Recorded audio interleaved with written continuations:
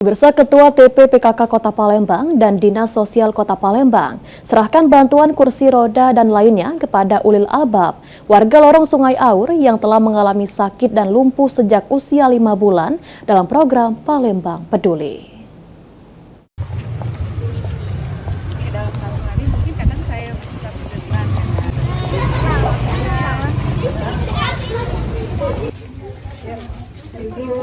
Suasana haru mengiringi momen pelaksanaan program Palembang Peduli yang digagas pemerintah Kota Palembang melalui Dinas Sosial Kota Palembang.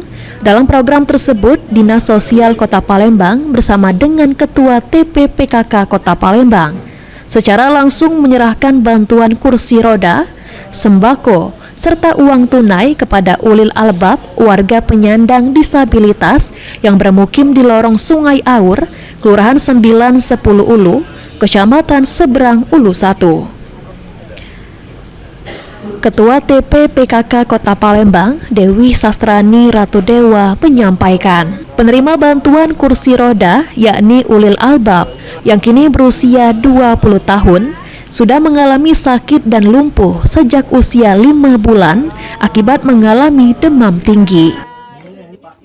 Program Palembang Peduli ini juga ditargetkan dapat terus berlangsung ke depannya.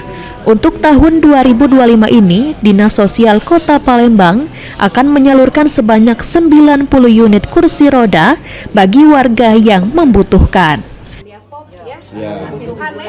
Dalam hal ini kita memberikan bantuan kursi roda yang semoga bisa bermanfaat bagi adik Ulil Albab yang merupakan salah satu program dari Dinas Sosial memberikan bantuan kursi roda untuk adik kita Ulil Albab.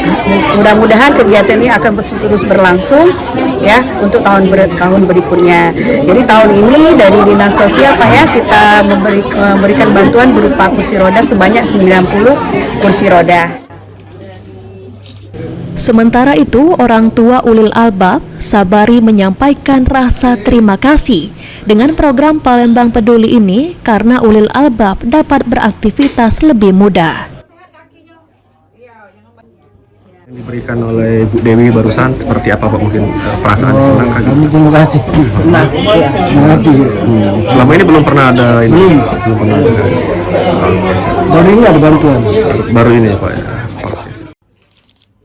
Sandi Pratama, PAL TV.